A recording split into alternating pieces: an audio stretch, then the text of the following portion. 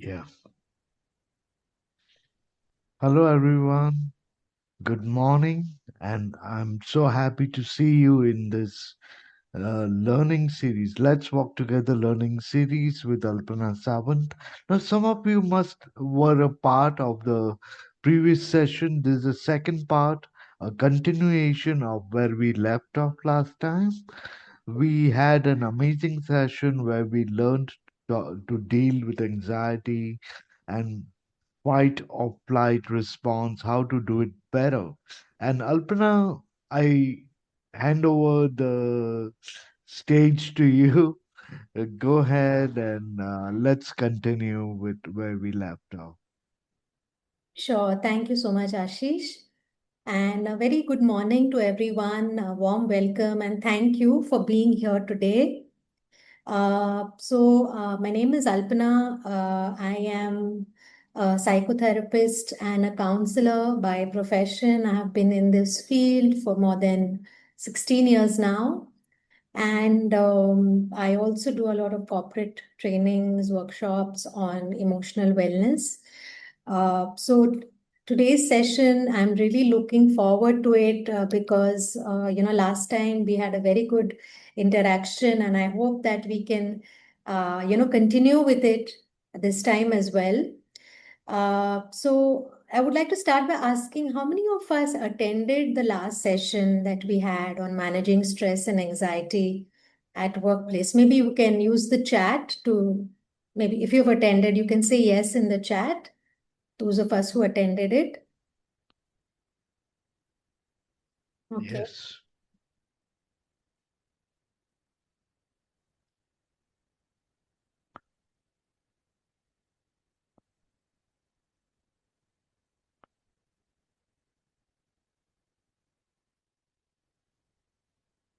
I'm just taking a pause here till I just get an understanding. Okay, so a lot of new members today. Okay, so there are a lot of people who are joining for the first time today. All right. Okay. So no problem. So what we like Ashish said, today's session is like a part two to the session we had last time. Nevertheless, it's a standalone session also because it's a technique in itself that we are going to be discussing to manage stress and anxiety. But I will just do a quick recap because there are a lot of us who have not attended the session last time. So just like a gist of what was covered in the last session. Maybe you went through the recording. The recording is available. So after this session, if you want to look at the recording, you can do that. So basically, the session was on managing stress and anxiety at workplace, right? So we started by understanding what stress is, what anxiety is, and most importantly, this is a very important message I want us to have, that we understood that stress and anxiety are both natural responses that happen in our body, in our brains. Okay. And it doesn't mean that it is our fault. The only issue is when they become excessive, they can start affecting our functioning. So, what is stress? Stress is basically our body's natural response to any pressure or demand. So, let's say you have a deadline at work, you are having an argument with somebody, so it's not stress is not bad in itself. We said we give example of stress in life being like salt in food. So too little stress can actually make us bored or unmotivated, and too much stress, of course, can be harmful, but a moderate level of stress can actually help us focus. It can help us perform better. Okay. It's only when stress becomes too high, we feel overwhelmed or we become panicky, right?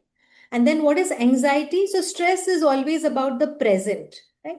In the present situation, if there is a threat, if there is a danger, right? But anxiety is always about future. That's the biggest difference between stress and anxiety. Anxiety is about a worry about what might happen in the future. So the mind is trying to predict what might happen in the future and trying to protect us. So again, it is not a flaw in itself. Okay. So the brain is trying to protect us. Again, anxiety becomes challenging when it's constant, it is intense, and it starts affecting our functioning, like our work. We are not able to concentrate, we are not able to sleep, we are not able to think in a proper manner. Okay. We also looked at, some triggers, workplace triggers, okay, for stress. So we spoke about triggers like having deadlines or multitasking or not getting clear instructions, or just sensory overload, too much noise, or having conflicts, right? These are very common triggers of stress and early warning signs, right? So how does stress show up in me? Right? And the reason why we have to look at early warning signs is because if we start noticing these early warning signs early, we can intervene early. Yeah. So we looked at the example of smoke versus fire, right? When is it a good time to take action? Of course, when you detect smoke, you don't want to wait for a full-fledged fire. So identifying what are your unique early warning signs, because for different people, stress shows up differently. Okay. And then we looked at different coping strategies, right? So, for example, we spoke about the grounding technique, which is basically coming back to the present moment. We spoke about the 5, 4, 3, 2, 1 technique, right? And you can go through the recording to understand more about it. Basically, using our five senses to ground ourselves in the present moment. We use the breath reset technique, which is basically inhaling for 4 seconds, holding the breath, and exhaling over 6 seconds. We did that exercise. We spoke about, again, micro breaks, using 2 minute resets. Okay, so like stretching or drinking water, or again doing deep breathing, or just stepping outside, looking at nature, right? So that also helps us deal with stress. So you don't have to wait for stress to accumulate and become a crisis, right? We can use it as a preventive coping also. And very importantly, we spoke about using support systems, talking to people, whether it's your HR or your manager or maybe a colleague or a counselor. Yeah. So asking for help, we said, is not a failure, right? It's a sign of strength. And of course, we looked at a very important strategy, which we are going to look at in detail today, which is the thought calming strategy. So, what is the thought calming strategy? We spoke about it. It was basically changing stressful thoughts into more balanced thoughts, right? So, we discussed it briefly last time, but today's session, we are going to sort of zoom into this and going to look at it in depth. Okay, how to reframe negative thoughts or stressful thoughts. Okay, so today we are not trying to stop thoughts. One very important thing again to understand, a lot of people ask me this question: how do I stop overthinking, or how do I control my thoughts? It is not easy to control thoughts or stop thoughts. It's like me telling you, don't think about a red apple.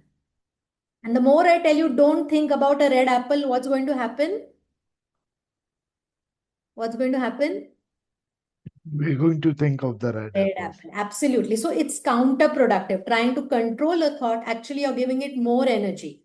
So we are not going to try to stop thoughts. We are going to learn a simple technique, which is basically how to become aware of our thoughts, gently become aware of your thoughts, and just change the way we respond to them. So the thought can be there, but we are changing the way we respond or the way we relate to that thought. Okay? And that can change the game entirely, how I feel, what I do next. Okay. So that's what we're going to cover. But before we get into it, let's first understand what are thoughts. Let the interaction begin. I think we have a number of people who have joined. So, what are thoughts? Okay, use the chat or you can unmute and speak, whatever you're comfortable with. All of us have thoughts all the time from morning to night. Right? So, what are thoughts? I don't The, want a psychological definition, just simple understanding.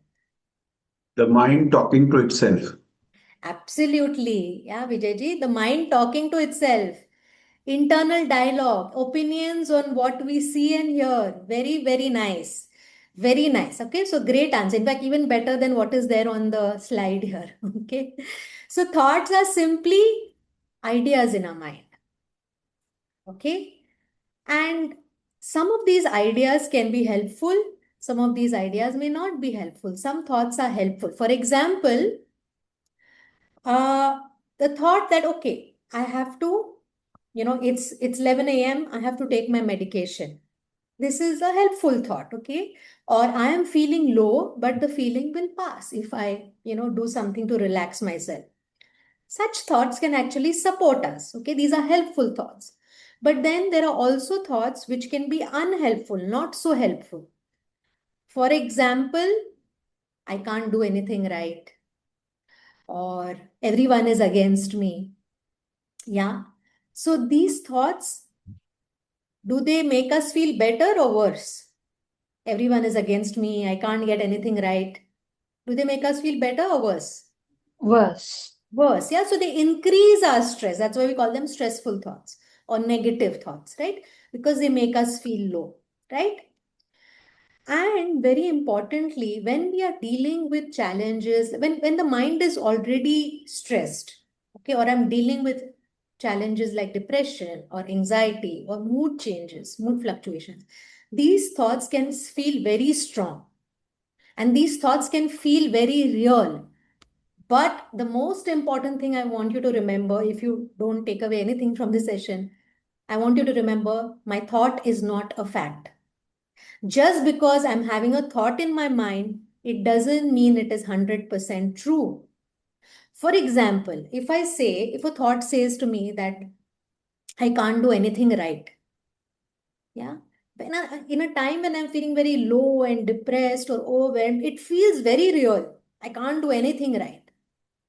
But it may not be fully true, right? Or if I get a thought which says, I will never get better, I will never improve, right? It's just a thought, it is not a fact. So today, what we are going to do is we are going to learn how to notice these negative thoughts, these stressful, unhelpful thoughts, and rather than believing them directly, because, a thought in itself has no power in us. Thoughts can be very powerful, but in itself, it has no power. When we believe the thought, that's when it has power. So we will learn how to notice these thoughts and create a distance between us and our thought. You are not your thought. Okay. You are the person who is having this thought. Okay. And then when you have that distance, you look at that thought more objectively. Okay. Is this thought really true? Is this thought really helping me? So not believe everything that your mind is telling you. So there's a very nice book. I think it's called Don't Believe Everything You Think. Yeah, which you can read. Okay. So now we are going to do this exercise later on, but just for now, okay? I gave you some examples of stressful or unhelpful or negative thoughts. So can you give me an example of one negative thought maybe that you've had recently? All of us have negative thoughts, okay? So if anybody is, what can share an example or such a nice example. I am a load, I am a burden, I am not good enough. Okay, I don't deserve to be loved. Wow. People will find out I don't know anything and I will be ousted from my job. Excellent, excellent. Okay, brilliant. Okay, so now that we see in these kind of negative thoughts, let's try and understand negative thoughts. What are negative thoughts? Basically, negative thoughts are automatic, first of all. They come very fast. Do you plan to have these thoughts? Do you wake up in the morning and say, I'm going to have 5 negative thoughts at 10 o'clock in the morning? Do you put it in your calendar like that? No, they No, come never. very fast. Yeah, they come very fast without we are even trying to think of it. We don't plan them, they just pop out in our mind. So here is an example that we have put here. If you miss your train or you miss your bus and you're, getting late for somewhere, and the thought immediately comes, I am always so unlucky. Nothing right happens in my life. Right? Or someone doesn't answer your call. You may think, oh, they are ignoring me. They don't like me. Maybe I did something wrong, to upset them. You make a small mistake and you feel I can't do anything right. So these thoughts feel real, very true in the moment. But remember, these are quick reactions of the mind. They are not always facts. In fact, most of the times they are not facts. And our mind tends to go on the negative side automatically, especially when we are stressed or when we are not feeling well. Okay? And the good news is that we can learn to slow down, we can learn to notice these thoughts, and we can change how we respond to these thoughts. Okay? So now let's try and understand, why is it important to change our thoughts? Why are thoughts so powerful? What is the reason we need to change? Why are we discussing so much about thoughts? Because they are facts for us. Okay, Okay, because because they feel like facts for us. And when it feels like a fact for you, like I am a burden, when it feels like a fact for me, I'm a burden, I'm a load for everybody, and I feel very convinced about it. What happens then?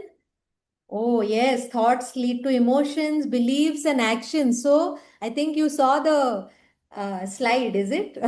No, I'm just kidding. I'm just kidding. Thanks just for sharing it, because thoughts are very powerful. Okay, so there is a simple connection between thoughts.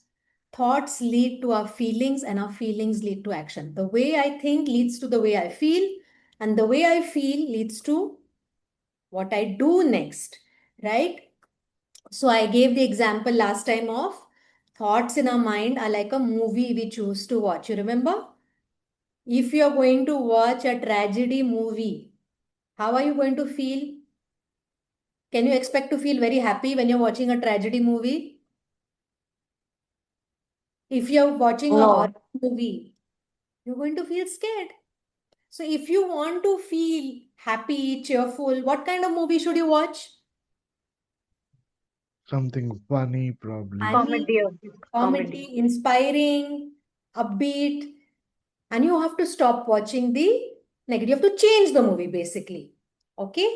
So rather than saying, I want to stop having negative thoughts, which is difficult to do, what we're doing is we're redirecting our attention to more balanced thoughts. I won't say positive thoughts, because we're going to talk about what is the difference between balanced thoughts and just, you know, positive, unrealistic thoughts, right? These can be realistic, balanced thoughts.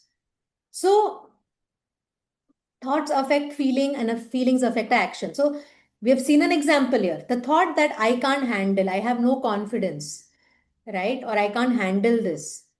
How does it make me feel? It makes me, Helpless. yes, anxious. And then when I feel anxious and overwhelmed, what do I do? What is my instinct? I want to quit. I want to give up. Great. Yeah. Right? Or even if I try, I'm not, because I'm so anxious, I'm not able to give my best for performance. Right? I fumble. If I'm talking to somebody, I'm very anxious, then I'll start fumbling. Even though I know my subject very well, or somebody gives me a task to do, I'm so anxious and I'm constantly thinking, I can't handle this, I can't handle this. Right? I'm not able to concentrate on that task, and I end up making mistakes. Yeah. But if the thought is slightly different, if I change the thought so that instead of the horror movie or the tragedy movie, I say that let me watch a different movie.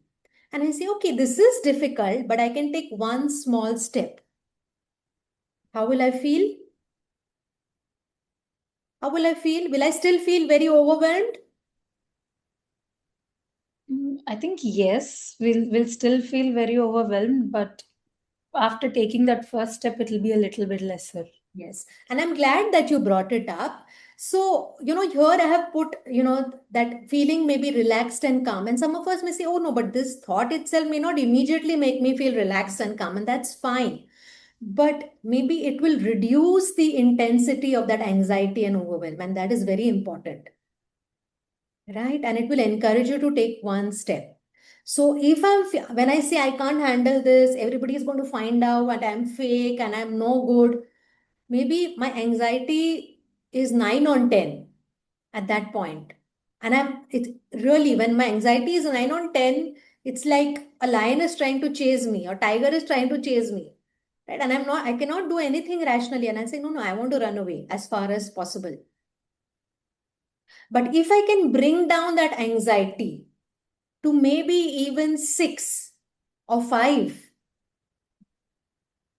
right? Even though I'm not feeling completely relaxed and calm, which is 0 or 1, okay? Even 5 or 6, am I in a better position?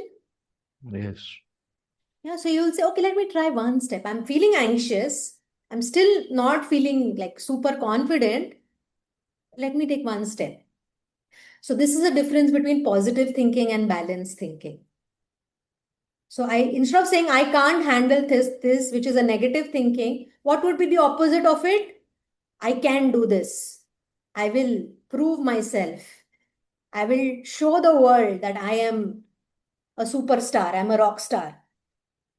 Yeah. But what is happening there? There, it's almost like I'm trying to go to the other extreme, Yes. right? And it's not going to last for too long, and it may not even be believable, right? So, what am I doing here when I'm saying this is difficult? I'm acknowledging that, yes, you know what I'm feeling is not fake, is not invalid. Remember, all your feelings are valid, right? So, yes, it is difficult. I understand it's difficult. But let me take one step. So, I'm acknowledging the difficulty, the pain, the fear. And I'm saying, you know what, despite this, can I take one step? So, it's more believable? Yes, no? Yeah. It's more believable. And that's why you feel, and when it's more believable, you feel more confident about that thought. That I'm not trying to fake it. I'm not trying to fool myself, right? Because if somebody starts telling you all these kind of things, you're going to say, "Hey, don't such a fake. You are only such a big fake. I'm not a fool to believe you," right? So, so so we're going to try and learn this. So this is why we're going to try to notice and reframe thoughts. Okay. So again, we already looked at this example. One negative thought that you had, and you mentioned earlier, right? Some of you mentioned earlier, I don't deserve to be loved. I am a burden to everybody, or people will find out I don't know anything and I will lose out my job. Take a moment to really think about these thoughts and notice where you feel it in your body physically.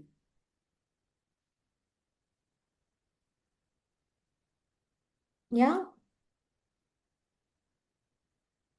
So these thoughts, something bad is going to happen. I'm not good enough. Nobody likes me. In your body, where do you feel it? For example, it can be tightness in the chest or heaviness in your head, or it could be butterflies Forehead.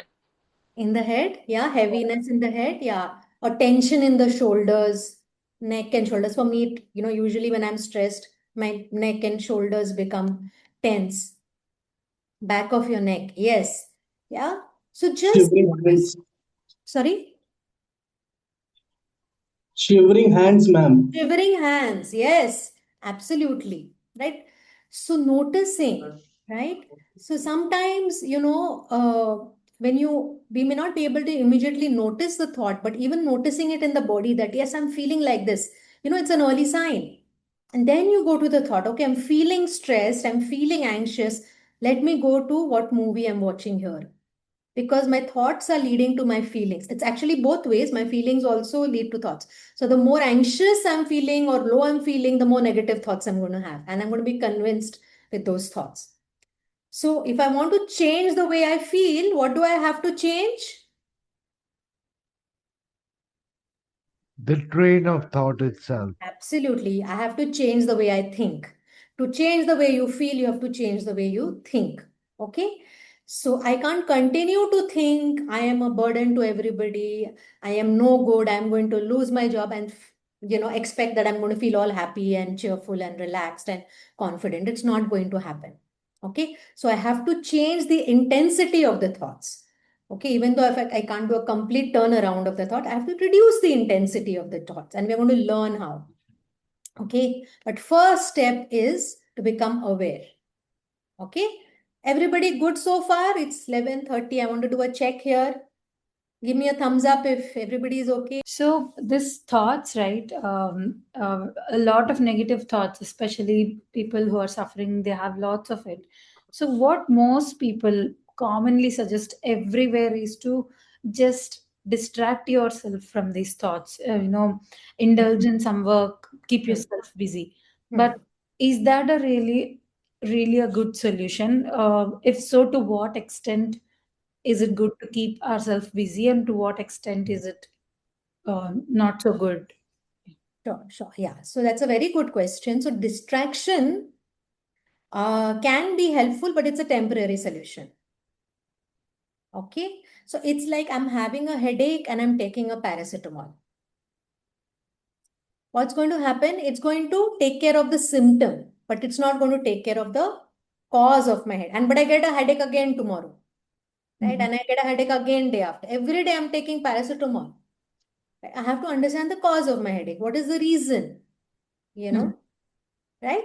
So then, like for example, maybe it could be because of my mood changes, or it could be different reasons, right?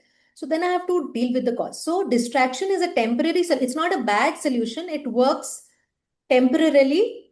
But if you want to really do more like an in-depth kind of of work, then this reframing these thoughts is what is required, because you're going to the root. You're having these thoughts, and that is why. So just trying to distract yourself from the thought again, it can work temporarily. Sometimes it may not even work, because that thought is so powerful and that feeling is so powerful that you're not even able to distract yourself. Does that happen? Yeah, all the time. Yeah. So then that's why we say, breathing. So we say grounding and breathing. Just breathe. Acknowledge that you're having the thought, saying it feels very real, yes, and and so you're bringing your attention actually to it, rather than trying to run away. In a way, it's an opposite of that, distraction. Ostrich. You know what an ostrich does? No. Anybody? Ostrich? Yeah, when it sees danger, it hides its face in the ground. Yeah, you can actually see images of that. Okay, ostrich, see, burying its head in the sand or in the ground when it sees a danger, when it sees a predator. Or, they say, cat will close its eyes, right? You see, if a cat doesn't like the whatever, doesn't want to interact or something, they'll close their eyes. So what happens if you close your eyes or turn away? Is the danger going to go away? The problem going to go away? No. Yeah.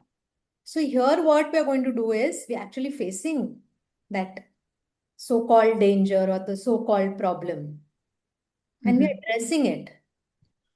And that takes the sting out of it. Because when you're running away, you're actually sort of validating, oh, that this is really something that I have to be afraid of, It's like a demon that I have to run away. But when you stop and you look at it and say, okay, what is it that you want? Again, another example of a bully. Bullies? Yeah. You have been bullied by, I've also been bullied, okay, by my elder siblings. And, so who does a bully like to trouble? A child who keeps running away and crying? Yeah, school days, yes. Or a child who just sits there and acts like, मुझे कोई फर्क नहीं पड़ रहा है. It's okay. The one who gives reaction is Absolutely. the yeah. So the bully will want to, because they're getting what it was. So mind is a big bully. Yeah, mind is the biggest bully. So if you try to keep running away, you try to keep, reacting to every negative thought or stressful thought, you're actually giving the bully what it wants. You're participating in the game. But if you stop there and, sort of, face the bully will lose their power. Yeah. So how do we do it? Of course, we are doing it in a gentle way. So now let's look at, okay, why do negative thoughts come? We said that we don't want to have negative thoughts. We don't plan for them, but yet they come. Why do they come? Where do they come from? From past experiences, I think mostly. Absolutely. So let's try to understand. Again, I want you to understand the reason I'm sharing this is not in your control, and it is not your fault that you're having negative thoughts. Okay? There's nothing wrong with you. In the sense that all of us have different negative thoughts. What we need is just to how we manage these negative thoughts. Okay? So one of the reasons could be because of my symptoms of my illness, or it could be some stress going on in my life, or my past experiences, of course. So a small situation can feel very big in my mind. right? Because these thoughts become very intense. We saw last time, some brains are more biologically prone to react more to stress. They are more sensitive. Some nervous systems are more sensitive, right? So it could be because of brain chemistry also. So they can arise from past experiences. Like I said, something has gone wrong in the past. You've been through difficult situations earlier. So mind learns to expect the worst. This will also go badly, right? So what does this mean? It means that these thoughts are not your fault. They are part of what you're going through. And the good news again is that we cannot always control the thoughts, but we can change how we respond to the thoughts, right? So does this make sense? Thoughts come to mind for different reasons, and it's not, you don't have a control on the thoughts. Make sense? Yes? Yes. Now let's understand some ways in which our mind creates these negative thoughts, some patterns. There are some very common patterns, and again, we all have these patterns. Okay? So it is the brain trying to protect us. Remember, this is a protective mechanism.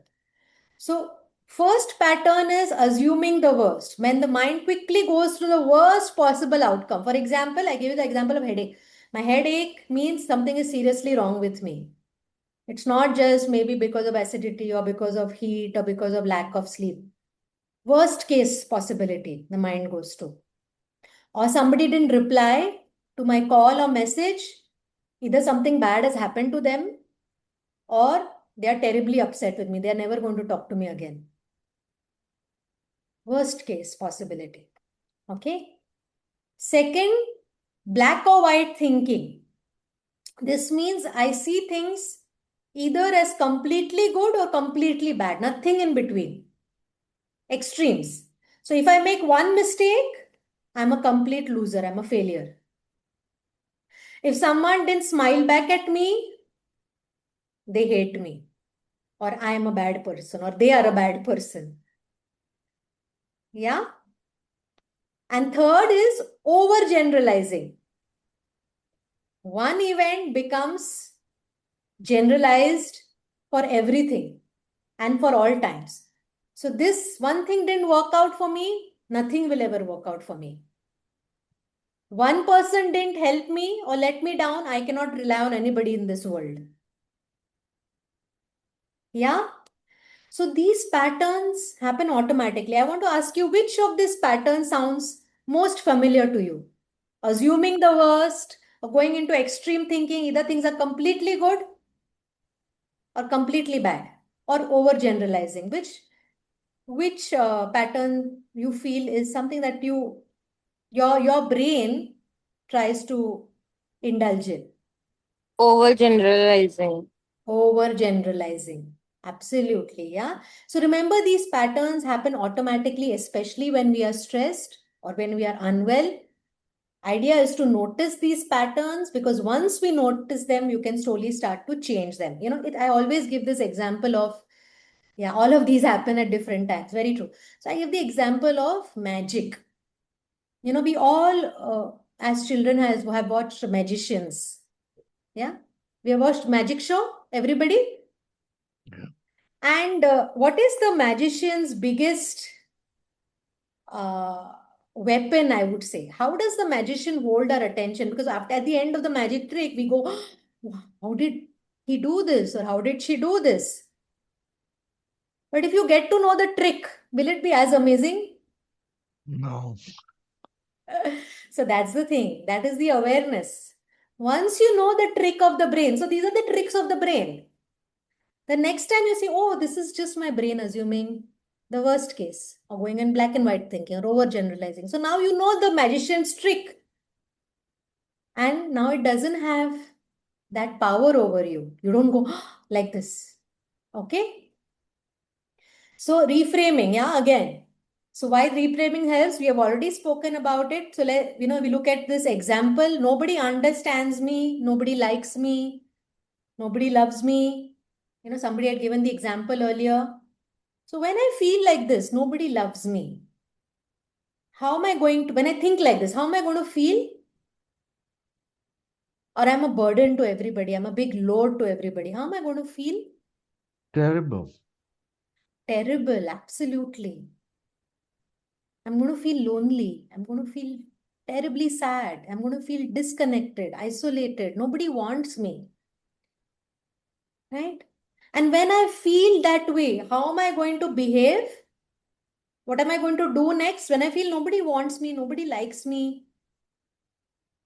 what is my behavior going to be like? What am I going to do next? Sulk and isolation, probably. Absolutely. Sulk in isolation. I'm going to withdraw. Right? I'm going to stop talking to others, which actually can make me feel better or worse. Worse. Worse. And then people think, okay, maybe she wants to be left alone. So they'll give you your space. And then what I say, see, nobody cares about me. Nobody called me also. And I get more convinced, more depressed. So this vicious cycle I have to break. So what do I do? Can I change people? No. But if I change the thought and I say, okay, not everybody, I'm not saying everybody cares about me. When I say nobody understands me, opposite is everybody understands me. Everybody loves me. No. And I don't need everybody to love me. Some people care about me. And they really genuinely care about me and they want to help me. How does that feel? Comforting. Comforting. Will you still feel terribly lonely and depressed? You may still No. feel low, but there are some people you feel little more, it's comforting. Very nice word, Ashish. Right? You feel more hopeful, you feel more connected, and then maybe you will want to talk to that one person or reach out for support. So, what happened here? Did the situation change? The thought changed. And when the thought changed, my feeling changed and my action changed. And then actually the situation also felt different. Yeah, that's why we say, Gandhi said, be the change you want to see in the world. Or the Buddha said, the world is like a mirror. If you smile, it smiles back at you. If you frown, it will frown back at you. Right? But reframing is not about positive thinking, it's about balanced thinking.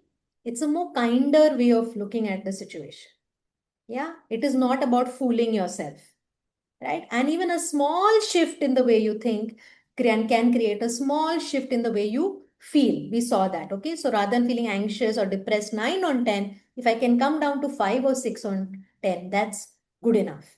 Okay. So now what could be the techniques? Let's look at the 4-step simple techniques to reframe our thoughts. What is the first step? Understandably, we already spoke about it. Notice. If I don't notice, I have no hope. I cannot change something that I'm not aware of. Yeah. So first is to notice the thought. So for example, or you notice when your body becomes, whatever is easier for you. My hands are shivering or my hands become sweaty or I start sweating, I start feeling hot or I start, I get palpitations or I feel heaviness in the head or stiffness in my back or neck. Notice, okay, so now I go to my thought. That's my cue, my body giving me the signal that I'm stressed or overwhelmed. Let me go to my thought. My thought is, oh, I can't handle this. That's it. Just become aware. Write it down if possible.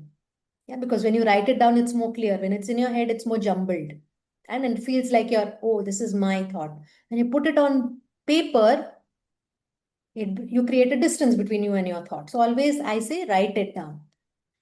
Becoming aware and take a pause. I mean, these can be interchangeable steps, or you can take a pause and then notice.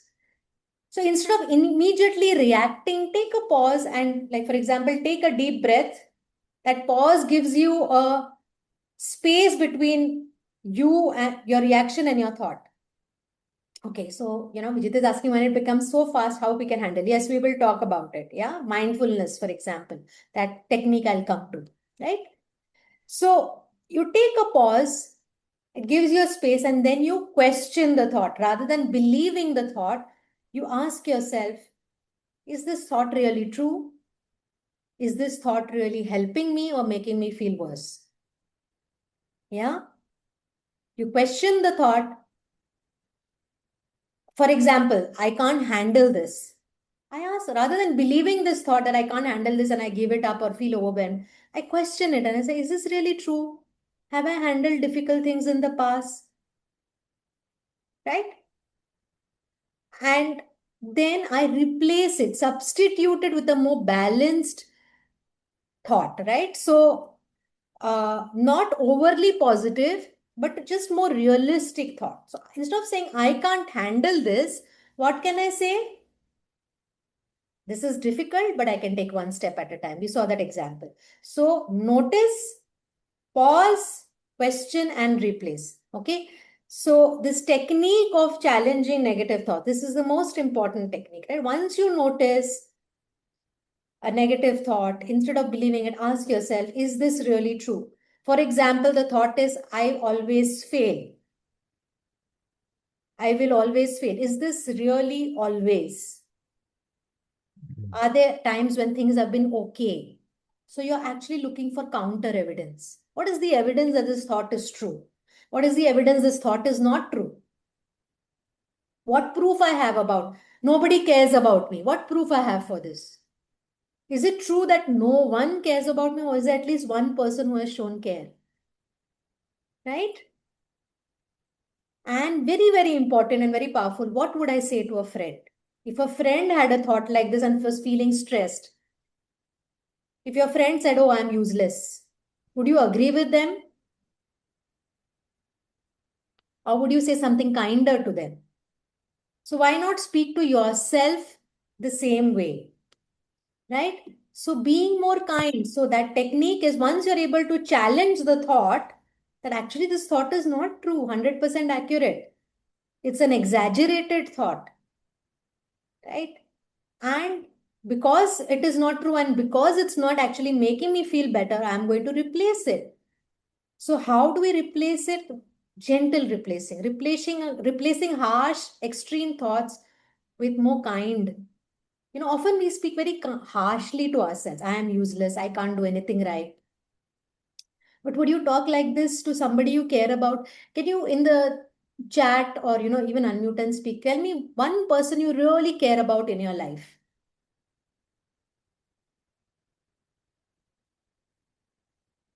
One person you really care about in your life. Your mom, okay. Who else? Your son, okay. My Then wife. your wife. So the question is, your loved one. Would you talk to your loved one the way you talk to yourself? Spouse, your mother, yes. Would you talk to them like that? So why do I talk to myself like that? Don't I love myself? Don't I deserve the kindness that I give to my loved ones? Yeah. So we are not jumping to positive thoughts. We are jumping to, or we are going to more balanced and kinder thoughts. So instead of saying, I am useless, what can I say? I'm struggling right now. I may be struggling right now, but I'm trying. Yeah. So more believable. So instead of saying I'm useless, if I say that, no, I'm rock star. Not believable, maybe. Yeah. Or I can't do anything right. What's a more balanced way of looking at that thought? I can't do anything right. Anyone wants to try?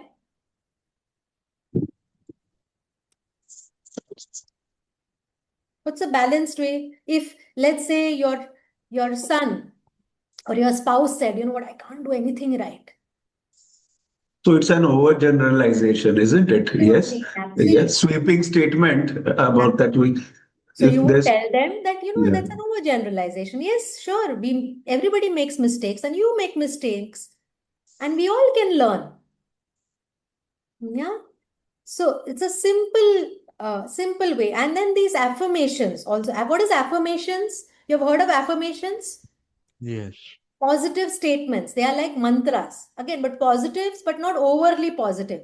These are supportive statements like I can try my best. Some believable ones. I can try my best, or I'm doing the best I can. I'm doing what I can. Or it is okay to take one step at a time. Or I deserve to get love and support.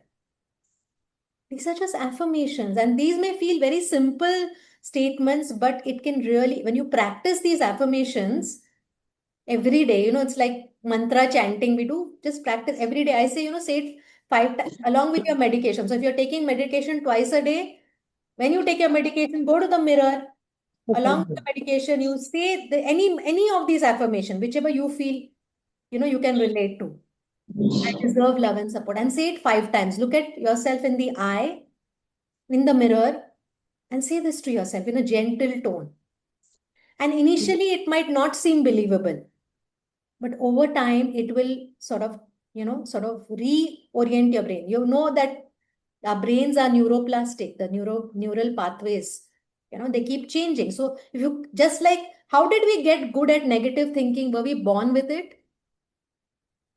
No, we got better at it because practice makes perfect. We kept doing it again and again and again and again. So whatever we have learned, we can unlearn. Okay. So we can unlearn this. I'm doing, and I can say these positive things to myself. Okay. So even if it doesn't feel true, keep trying every day. It's like gardening. Louis Hay says it's like gardening. So if you have plants at home, anybody has plants at home? Yeah. So how often do you water them? Once a year? On their birthday? No? What will happen if you water them once a year? Every morning. Yeah, regularly. And then when let's say you brought a small sapling, did it grow overnight? You put a seed overnight, did it grow? I planted it yesterday, I put water, and I expect it to be a full blooming plant. Does it happen overnight? No. But yet you keep watering it every day, taking care of it every day, although there is no visible change that you can see. The same thing with practicing any good habit. Those of you who probably do exercise, how many of us exercise here regularly? Yeah. Yoga or lifting weights. It's not immediately visible, but the change is happening. Even though it's not visible, it's happening. So don't be fooled by, oh, I did it for 2 days, affirmations, nothing happened. Alpana said, you do this, and I practiced this for 2 days and nothing happened. In 2 days, nothing is going to happen. Okay, you have to consistently continue. Yes, a process that flourishes over time. Okay, so these are examples from daily life just to give you more. Taking my dog for a walk. Taking your dog for a walk. Yeah. Yeah. So exercise every day. Yes, yeah. And I always, my joke is rather than me taking my dog for a walk, my dog is taking me for a walk. Precisely. So I'm thankful because if it was not for my dog, I wouldn't go for a walk. The dog is very excited for the walk. I may not be so excited. So I'm like, which is a good thing, which is great. Okay. So yeah, thumbs up to you. So, so these are just examples. I'm a burden to my family, but my balanced thought is my family cares. I will mess up at work, right? Because I'm different. Balanced thought is I can ask for support. So I'm acknowledging that, yes, I may have some challenge, but everybody has challenges, small or big. Mistakes happen to everybody. People provoke me. People provoke me to do the wrong thing. People provoke me to do the wrong thing. Okay, very interesting. So let's try and reframe this. Okay, I've given some examples, but let's look at this. People provoke me to do the wrong thing. If I have this thought, how am I going to feel? Very I vulnerable. will feel Helpless. attracted towards them. I will feel irritated towards them. You will feel Irritated in my irritated. mind. Absolutely. You will feel very aggravated, irritated, angry. Yes, Ashish, you were saying something? Helpless. Helpless. Okay. I'll feel helpless, vulnerable. I'll feel agitated, irritated, and then what will I do?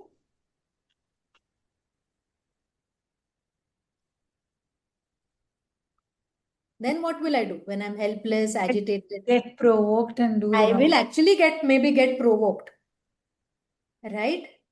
So people are trying to provoke me and want me to do the wrong thing. Okay. And I'm actually, if it's true, we don't even know if it's 100%. First of all, I'm having this thought. I'm not saying that it's 100% wrong. There may be some people who are trying to provoke me.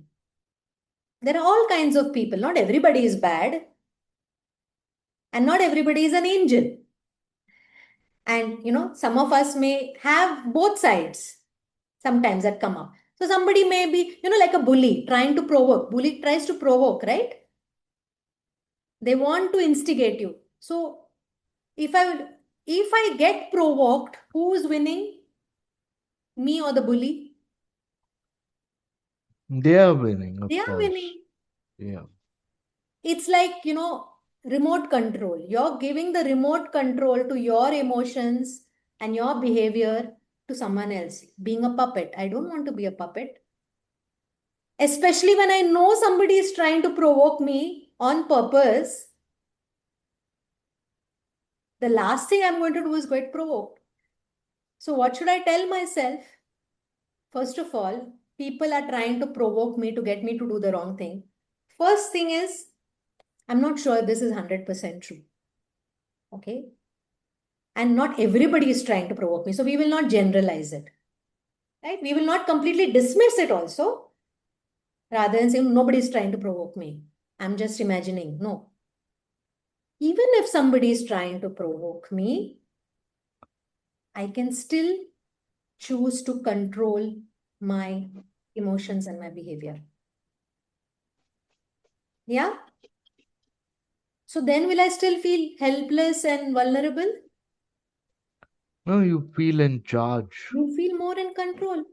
Because I can't control other people. Why are they provoking? Because see, when I'm saying people are trying to provoke me and why are they doing this? And I get angry and agitated. My whole focus is on them. Yeah. And it's frustrating because I cannot control them. It's hard enough for me to change myself. So to expect to change somebody else, very, very tough. So instead of saying that, I will say, look, I don't know if people are trying that anybody is trying to provoke me or not. It's none of my business. Right? Let them do what they're doing. I will ensure that I don't get agitated. Why? Because it's not a favor I'm doing on them. It's a favor I'm doing on myself. Okay, does it answer? So now let's practice this. A colleague did not, we are doing reframing, okay? So a colleague didn't reply to my message. What is the automatic negative thought that will come to my mind? Very simple. Automatic negative thought. Colleague did not reply to my message. Automatic negative thought. They are ignoring me. They are ignoring me. They don't like me. I did something to upset them. Nobody likes me. Okay. They are doing it on purpose. They are doing it on purpose. Very nice. And then when I start thinking like this, how am I going to feel? Terrible. Terrible. So if I feel they are doing it on purpose, I'm going to feel very angry, very hostile towards them, or very like everybody is like this, or depressed, or I feel bad about myself. So either they are bad or I am bad. I think we might also act out on situations like absolutely we might make act it out up in our head and respond to that. Yes. I'm so convinced that because if I feel somebody did not reply to me on purpose, what am I going to do next time I see them?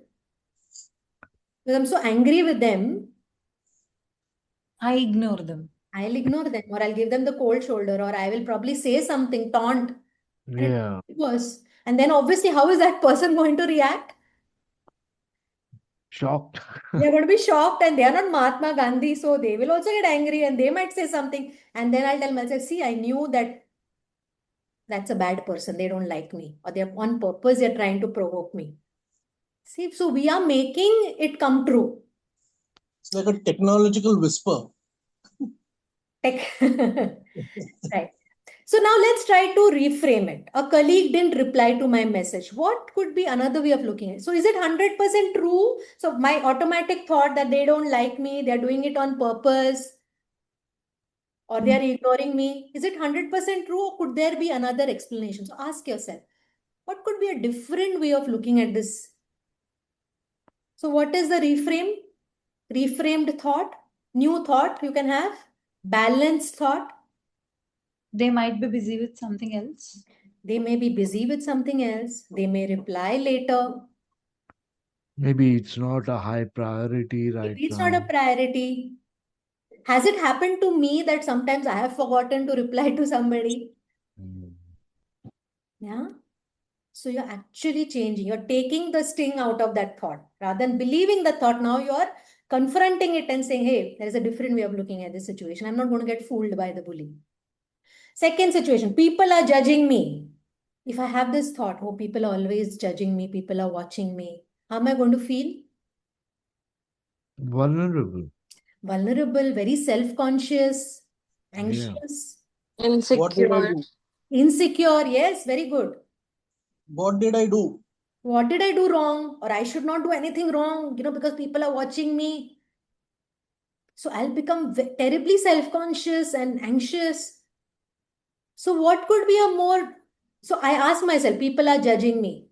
Rather than believing it, I say, oh, is this 100% true? Do I know for sure if people are judging me? What could be a more balanced way of looking at this?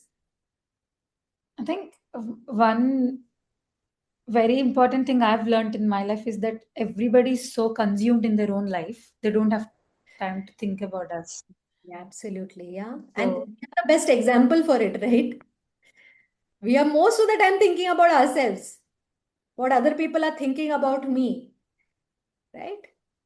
So we are not thinking about other people in terms of judging them so much. We are judging ourselves. So everybody has got their own business. They are so worried about their own problems and engrossed in their own issues. They don't have time for us. So it's like a humorous way of looking at it is I'm not that important. Am I that special or important that everybody's spotlighting me? And that's a humorous way. But a more serious way is not, some people may be noticing me, but not everybody is judging me, and certainly not all the time. Right? Or another way to look at it is I don't know what others are thinking about me. So why trouble myself?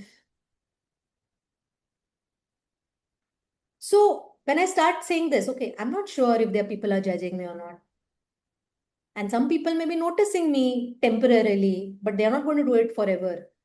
Everybody is not noticing me. How am I going to feel? Will it reduce that intensity of being self-conscious? Will it? yeah, Yes. yeah. Yes. Okay. And it's still believable. Nothing will get better. Very strong thought. Right? Nothing is going to get better, yaar. I've been struggling with this for so many years now. Hopelessness. Hopeless, feeling hopeless, depressed. Why do I even try? I don't want to even try.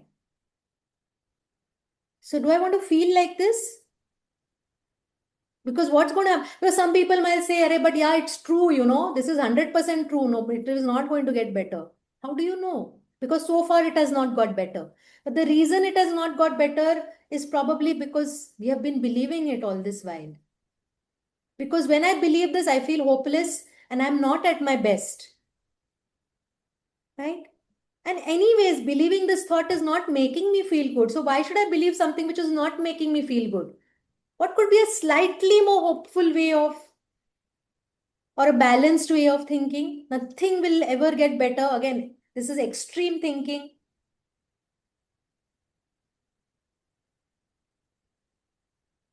What could be a more balanced way? Come on, think. Today is Tomorrow is another another. day. Tomorrow is another day. Very powerful. Yes. I will take it one day at a time. Or it feels difficult that now. Right now it feels this way, but it can change. Does your mood, your feelings remain same, constant throughout? No. Sometimes you feel good, sometimes you feel not so good.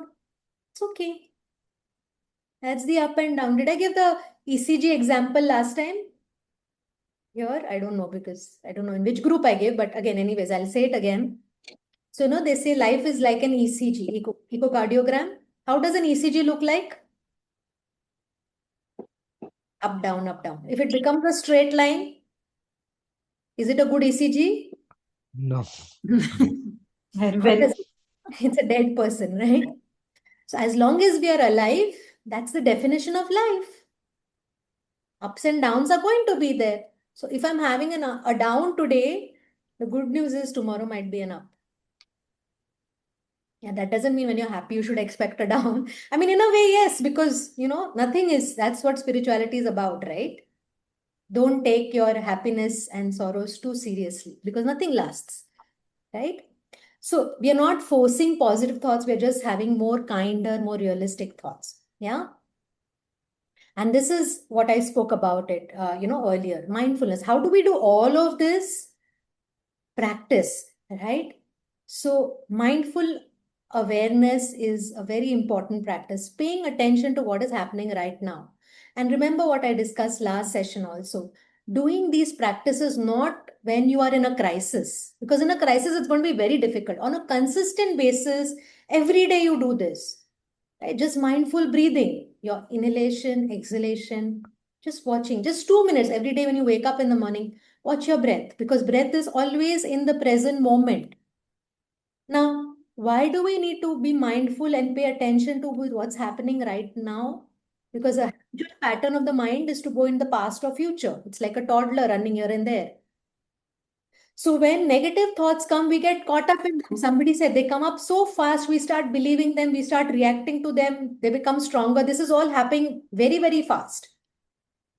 But when we do mindfulness practice on a regular basis, even if it's 5 minutes every day, our mind learns to slow down, to step back. Okay? So, a good way to do this is think of your thoughts like an exercise you can do is think of your thoughts like clouds passing in the sky. Have you noticed clouds in the sky? What Yeah. happens? Are they static? You saw them No. yesterday and the same cloud, same formation is there. They are constantly moving. They come and they go, they pass. Same with thoughts. Do you have the same one thought from morning to night? It may come and go. It comes and goes. It comes and goes. So we don't have to chase them or hold on to them. Okay? When we calmly notice our thoughts, the intensity reduces. So we are not, we are not participating with them. We are not engaging with them. We are just noticing them, and it's not going to last. Right now, it feels strong, but if I don't react to it, it's not going. If I react to it, yes, it will become strong. But if I don't react to it, it's going to lose its hold. So let's try this together. I want to try this with you. Sit comfortably. Okay, and if possible, close your eyes or lower your gaze. Okay, and take a slow, gentle breath in and breathe out. And just notice what thoughts are coming into mind.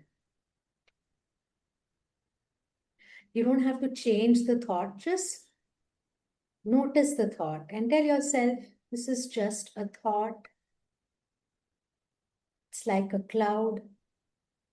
Let it pass. Imagine it like a cloud. It's passing, cloud in the sky.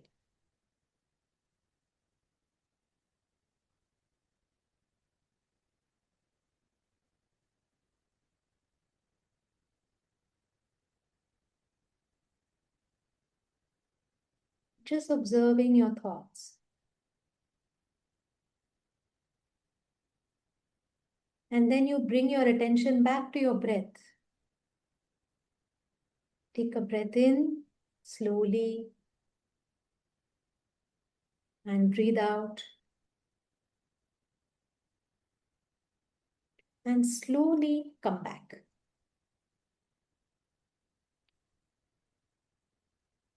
Yeah. So what did we do? We didn't try to control the thought. We didn't try to react to the thought. We just let it notice. We noticed it.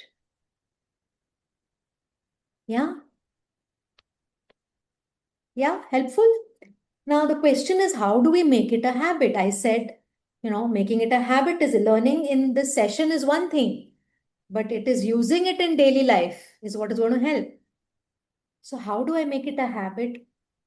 One is you can link it to a routine, changing or reframing our thoughts.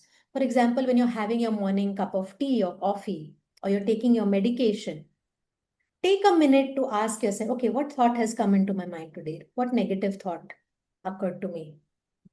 And reframe it. So it makes it easier for you to remember. Or you can use reminder.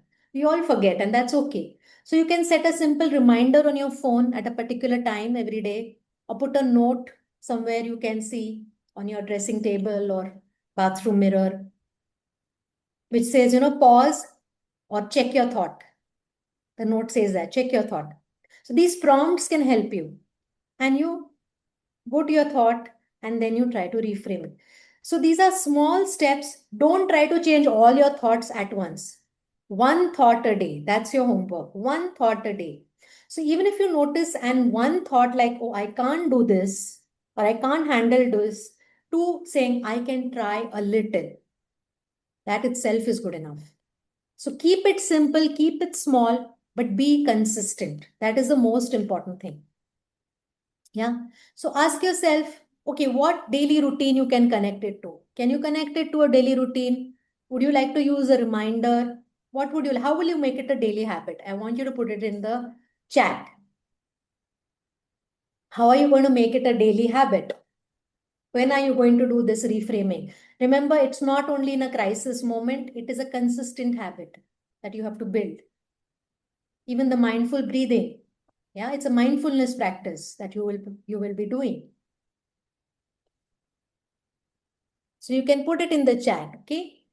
And lastly, it's not just changing thoughts, but it's also taking care of our life and managing stress long term. So simple habits, which help to manage stress long term. So like I was talking about, we're not just fixing problems. Okay, we are proactively taking care of our mental health. Okay, so regular sleep and having a good routine, our minds feel more stable when our day has a structure. So going to sleep, waking up at regular hours. How many of us have regular sleep hours? Say yes in the chat. Or regular meals, right? Having meals on time. Just having a daily routine. So for example, if I have not had proper sleep one day, I know I feel very emotionally drained and exhausted. Or when I skip meals, when I'm hungry, I become irritable. Maybe it happens to you. So these simple things, making sure, medication, taking it regularly, very important. Your follow-up appointments are very important, taking care because you're tracking your progress.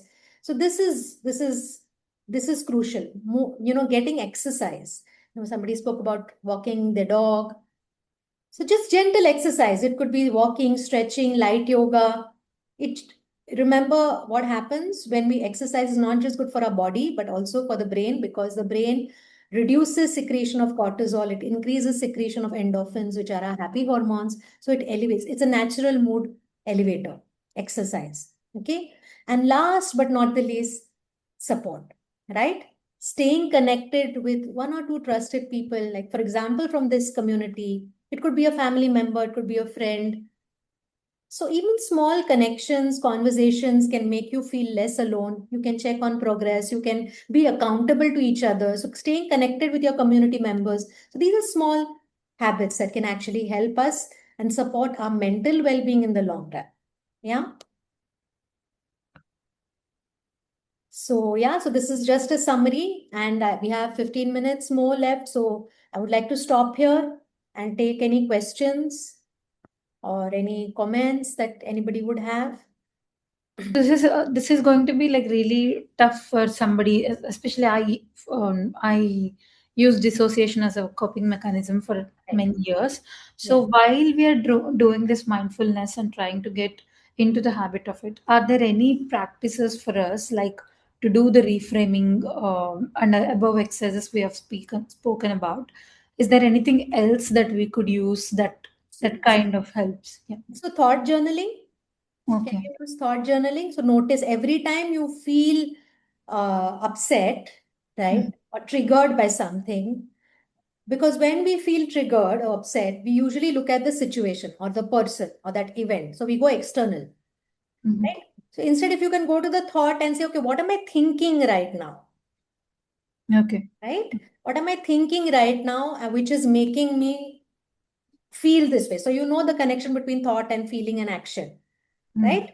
Yeah. So my thought is leading to, so this is a thought I'm having. Okay, we looked at many examples. And how is this thought making me feel? Okay. Right? And I don't want to feel like this. So if I don't want to feel like this, I have to change the way I think. What could be a more balanced way of thinking? So noting, thought journaling can be a helpful tool which you can try. Yeah. Okay. Yeah. Thank you. Thank you very much. Yeah. You're most welcome.